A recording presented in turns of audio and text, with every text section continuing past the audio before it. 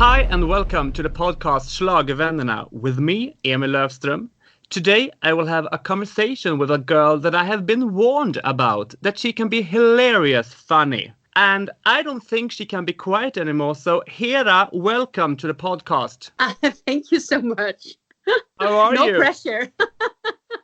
I'm good. Thank you for inviting me. It's 10 years since sais, quoi struck us with amazement. Oh, thank you. It did the same to me. But your Eurovision experience, it started before 2010. Yes, it did. I started in Iceland some years before. I was competing in 2006, and then I went to Belgrade with the Euroband in 2008.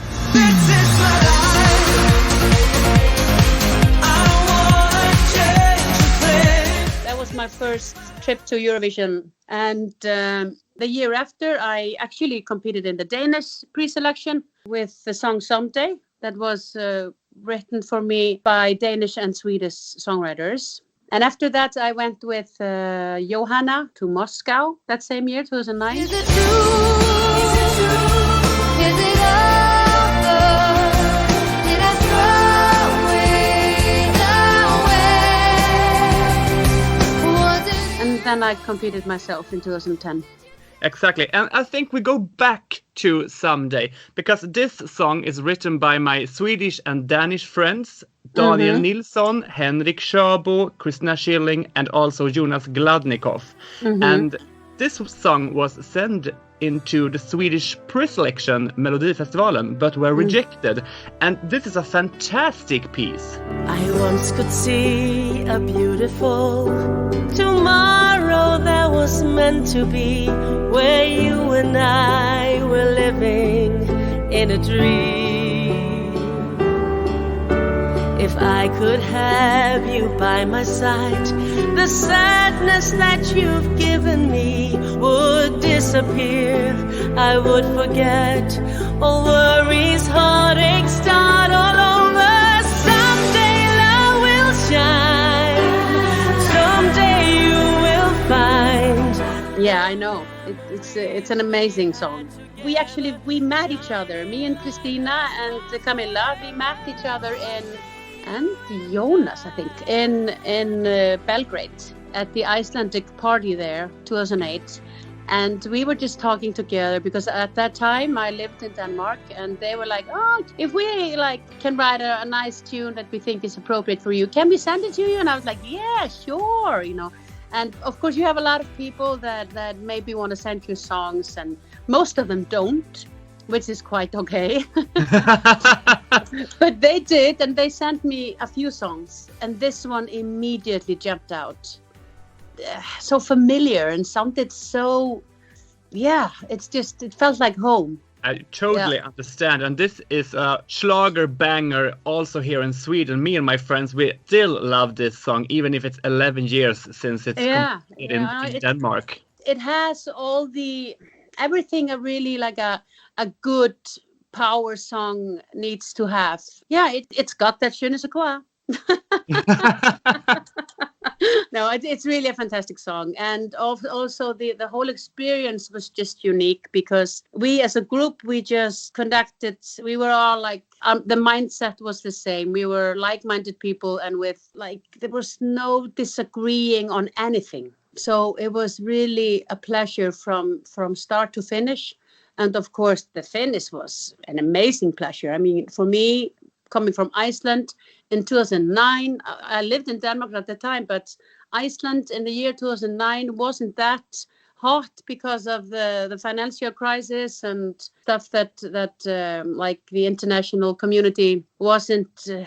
People were not pleased with the Icelandic banking men and women, and the Danish not at all, because they had been buying the Icelandic jet set. People had been buying a lot of big properties like Magasin du Nord and like hotels that were the Danes thought that they should own it. And when the crisis came on, Iceland was not the most popular in Denmark. So I was just like, are you sure, you guys, that you want me to sing this? And they were like, yes, it's perfect. So we just went in to this project to have fun. And we did. And it was contagious. So people loved it. And so they voted for us. And we're in second place. And it was an amazing experience. We have been lost, we've been apart. You live forever in my heart.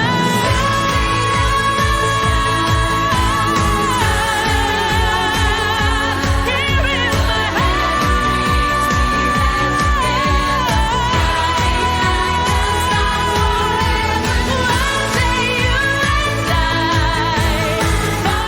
The song Someday was beaten by the artist Brenk with the song Believe Again. Yeah. Mm. I know we have many German listeners of this podcast, and I know that you did a demo of Someday called Irgendwo und Wann. Yes, that is correct. And I've talked to the composers of the song if we could play it, and they said yes, if you are okay with it. Yeah, I mean, I haven't heard it myself, I think, but we never finished it. I think I sang it once, and then my German language specialist came back with not a few, but many pointers for a better pronunciation. And I don't think that we actually went into the studio with it again because something happened with the record label. And I mean, we had plans on going and we were on our way to sign an agreement with the record label to go into the German market. And Someday was supposed to be the opening act for that. But then it just didn't go any further. Somebody had a change of heart, which very often happens in this business. Let's play it. I haven't heard it myself for years, and it's a demo. It's actually a rough demo. So the pronunciation, this is not my best German, you know. I can be better at German than this. But let's hear it. Don't bitch me if this is crap, but, you know, I wanted to come to Germany.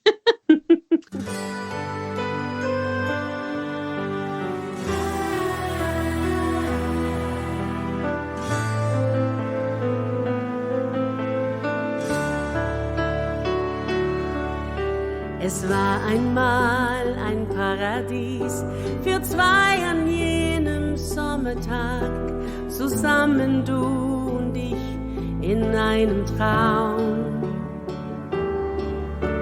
Und wärst du hier in Wirklichkeit, anstatt in der Vergangenheit, wärst du einmal der Zauberer, um meine Sorgen wegzufegen. Irgendwo und wann fängt mein Märchen an, aus Wolken wie der Regenbogen, wunderschön wie 1000 Rosen, du und ich allein. Himmlisch wird es sein, wie Vögel, die im Winter fliehen, irgendwann wird uns den Traum befreien. This is 11 years ago, and this is a very big favorite, as I told you before, for me. Yeah. What are your feelings for Someday now? Oh, I absolutely love Someday. I never get tired of performing that song. But most of all, it's amazing that a song still is giving both me and you, the listeners, this feeling after all this time. There was just something there, some kind of a magical moment when we went on stage with that song. No, I absolutely love it. And the people. Me too. The year after, in 2010, you competed in your home country, Iceland. Yes. And in the national final with another Schlager banger, sais, quoi. Yeah. And this song is written by you and a guy who you really have to help me here with the pronunciation. Örlygur Smári. Örlygur Smári. Yes, we just call him Ökki. Okay. Ökki is one of Iceland's, most well-known songwriters. And he already wrote This Is My Life for Euroband. And like our biggest pop star here, his name is Paul Oscar. He was also in Eurovision some years back. Yes, and I've talked to him. He will be in this program. Yeah, he's an amazing guy, a good friend. And Aki also wrote very many hits of his, so he's very well known in Iceland. He also had his Iceland Eurovision entry back in 2000. That's his as well. Tell me once, tell me twice, tell me there is no compromise. We'll be together all the time. So say you will be mine. He said to me, Hera, let's do something. He had an idea, and the idea of the song, this Je ne sais quoi, comes from the British television show. Either it was The Idol or The X Factor. But we heard it from there because somebody, one of the judges said, I don't know, there's just something about you that I just love. I can't explain what it is. You have that certain je ne sais quoi. And we were both like, well, what's that? What's that? So we started Googling it, and I was like, wow, that's a great idea to build on. And so I took this je ne sais quoi line and thought about, okay, this for me is time when you meet a person for the first time and you just like, where have you been all my life? So there is just something that I can't explain. I am standing strong. I've overcome the sadness in my life.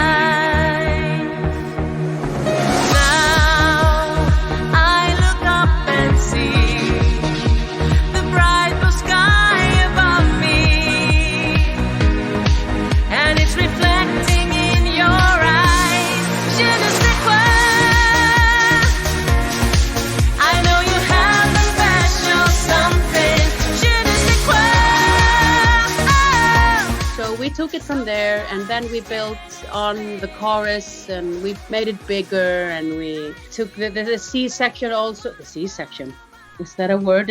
Yes, I understand exactly what you're talking about. It's like also when women are having birth, sometimes there is a C section there as well. So yeah, it's a lot of C-sections in life. Comes naturally. No, but so we worked on it for a few weeks, and then it just was there. And Aki, he studied in Stockholm, studio engineering and songwriting, and so he has like amazing friends there that are really good in mixing and producing. We sent them the song, and they added their charm to it, and it just kept growing and growing until we came to Oslo. It was actually, we changed like the version a lot from the Icelandic national final and until Oslo.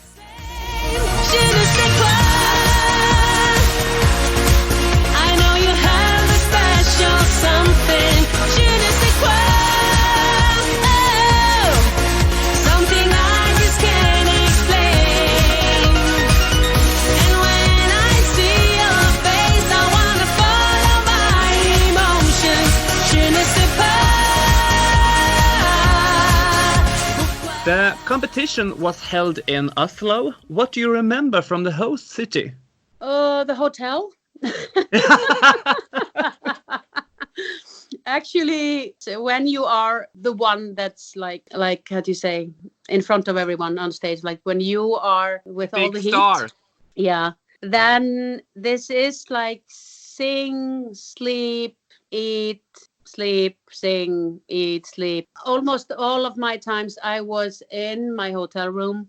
I was at the arena or with journalists. Yeah, so hotel, and I actually did a lot of my interviews in the hotel, either in the lobby or up in the breakfast rooms. So from this trip, it's the people, it's the arena, and my hotel. No party, no wine. Not for me, no, but for my crew, yes. No, I partied in 2009 and 8, but no, in 2010 I was really focused on my task and my job. I also just needed quiet time whenever I could. I didn't want to hear what the media was saying about me, and because you know how it is when you hear 20,000 positive things and then you hear one negative thing, and for some strange reason our crazy brain gets fixated on that negative remarks. Yes. So my crew was very aware to just keep me away from things that was negative. So they took away my phone and my computer. I handed them to them like willingly and gladly, and I was just in my room. My husband was there with me, they're reading or watching pay TV, eating Caesar salad and creme brulee. This sounds like a lovely trip. Yeah, no, I mean, there is no glamour in this. This is just something that you really love doing, and to do it up to the standards. Hard work. It's very hard work. It is hard work, and it's a lot of mind work. There's a lot of drama everywhere, and there's a lot of like people sucking energy out of other people, and just couldn't afford losing any of my energy. So I really kept to myself, and I had an amazing team of people around me. So we were really, really focused, the whole group, on making this a great experience. Germany won a very big victory. Turkey came second and Romania third. Sweden were out in the semi-final, and you came third in the semi-final, but then only finished 19th at the final. Yeah. What could have brought out on such a massive difference? Well, I think I got very unlucky with my placing, like my number on stage, and I had divas all around me. So Albania, I think, with a power song as well. It was just, I got lost. I couldn't shine through for some reason. And it's on me. It's my responsibility, because I was the one who drew this number out of the hat. This is what I drew. This was my draw. I think it was 16th on stage. Yes, that's true. Yeah, and it was the wrong place for me. Or I just wasn't the flavor of the day. Well, it was for me a very big disappointed that you only finished 19th. Yeah, and thank you for that. But actually, I think because you had an emotional reaction and you were very disappointed, you connected with me even more on a deeper level. Yes, exactly. And I think that for me today, that's more precious, actually, than becoming 8th or 10th, 5th or whatever. The best place is, of course, number 1 or number 2. And you don't want to be last. That's the hardest place to take. And I felt so deeply for the one that was, he was from England, I think. It was England. Josh. It was England. Dubova. Yes, Josh, yes. I don't know about you, but that sounds good to me.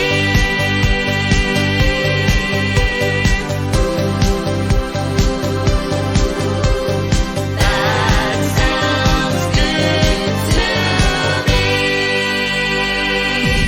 me. And I've met him actually since then. He's an amazing guy. Oh, it's heartbreaking because there are only a place for like 5 to 10 acts to shine through and like catch the moment, like have a momentum. And the others, it's not like people didn't like him.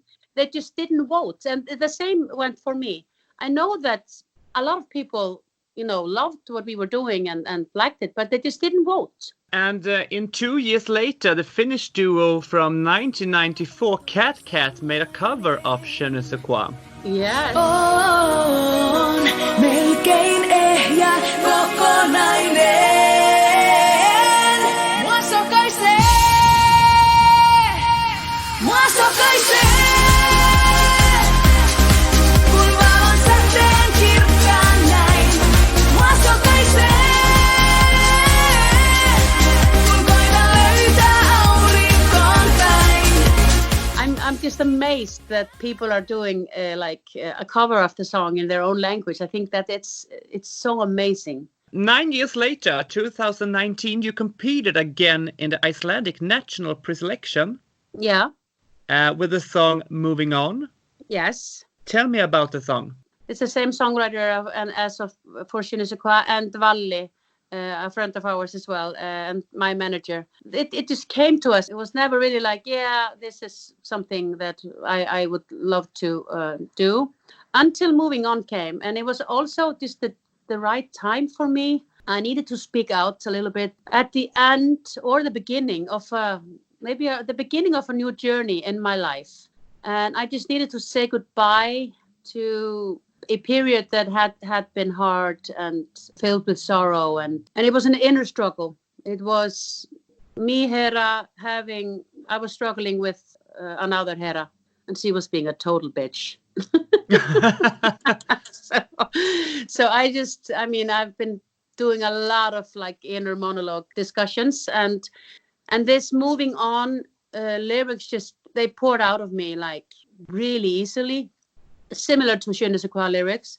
And it's just, for some people this sounds like a breakup, or like I'm actually like somebody died. But it was neither of that. It was just like a decision, like, now I love you, but please stop fucking up my life. Yeah. And I just wanted to let everyone know that I'm still here and I'm still going strong. I know you'll never leave me. I know you did no wrong. I know that I'm the one who kept you trapped for far too long. Your precious soul has stayed here through every twist and turn. You have been here for me. Now I will set you free, and a new time will begin. I'm telling you goodbye. We'll stand on solid ground. Telling you goodbye. I will turn my life around. This is the greatest gift. I will hold my head up high, and I'll keep moving on. If I would live in Sweden, I would compete every year. Maybe I should just move to Sweden. You can participate here anyway, because we have had acts like Baccara and Alana Miles and Katrina and the Wave Yeah, Team. exactly. Yeah. Maybe I'll just do that. So just send in your song here. Yeah. I might. Hera, you came fourth in the Icelandic final, and the winner was the unforgettable Hatari.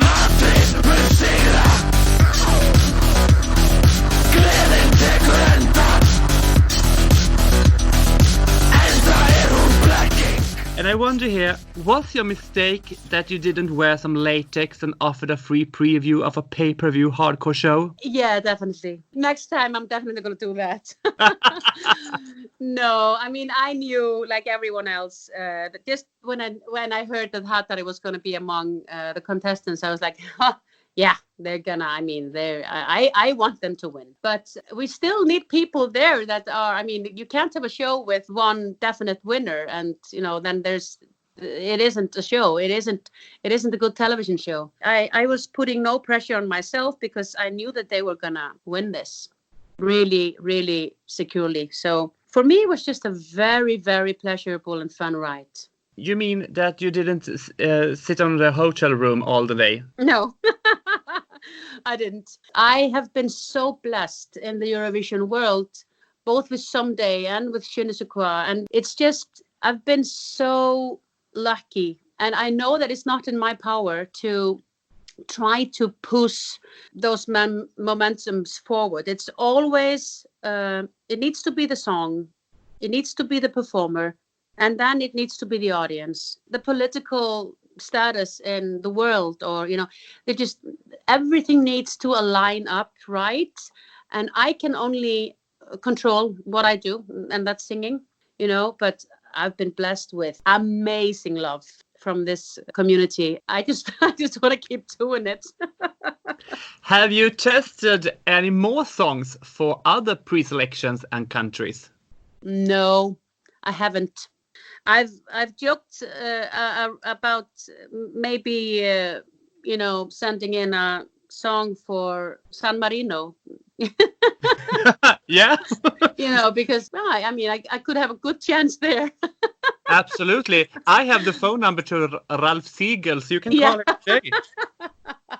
Send it to me. No, but no, I haven't. I mean, I don't want to, like I said before, I don't want to push it too much. I think it's just, if it's meant to happen, if it's meant to be, it's going to happen. I really believe that the script is written already. And if I'm pushing it, I'm not going to hear the right messages and read the right emails, Iceland has sent many memorable songs and artists over the years from 1986 till now. Which do you think is Iceland's best entry in Eurovision? Exception, c'est quoi? Yeah, exception, c'est quoi? Well, I really, of course, both the songs that I joined on stage, because I have an emotional connection with them. Like that's This Is My Life with Euroband and with Johanna. Wow. Is it true? Is it true? Thank you. I'm like, what? Is it true? I mean, that's a fantastic ballad. I love Nina. From 1991. Yeah.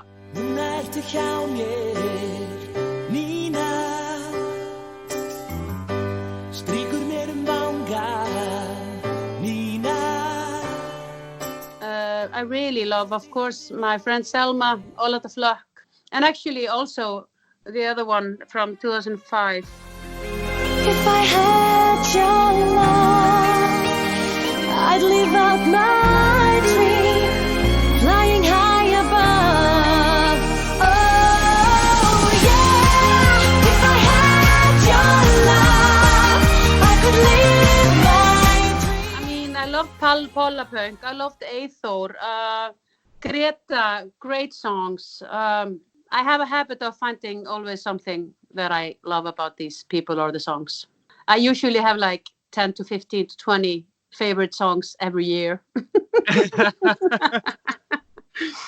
So not congratulations with Sylvia Knight then? Oh yeah, I loved that one as well. You did? Yeah, I mean, Wonderful. the song is really good. The lyrics are really strong. It didn't go well into the audience. No. It was just too arrogant and something just, and I think that the hosting country that year really felt offended by her, and that did not go well into the audience. The minute I heard everyone poo, my heart broke, and I was just like, whoa, this cannot be an easy position to be in, to stand there on stage and hear this, because I personally know how it is to feel the wave of the love from all of these thousands of people. It is undescribable. You just want to stop and pause and cry, but you can't because the postcard is almost over and your song is about to start. But to hear a negative, like have a negative wave of a boo or a whatever, oh, my stomach hurts every time. And I've heard it myself. Like Russia gets it like almost every year, and I think it's so it shouldn't be done to the performers. They're not there. It's not their politics that are up there. But if Sylvia and the crew could have managed it a little bit better, I actually honestly think that they could have done really, really well. I mean, it had all the glam and the drama, and and it was fun. Until somebody felt humiliated and offended. Yeah, like everyone. Yeah, exactly. Yeah, expressed like the COVID-19. Yeah. This was fantastic to speak with you. And next time, Hera, can't we just empty some bottles of wine and continue where we leave off now? Can we please? I would love to. Thank you for this, Hera. I hope we see you in the future in Eurovision. Thank you so much as well, and thank you to all the people that are listening. I think that's even more amazing that people are at home somewhere now in the world listening to us babble on. Kossar och knus. Kossar och knus. Je ne sais quoi.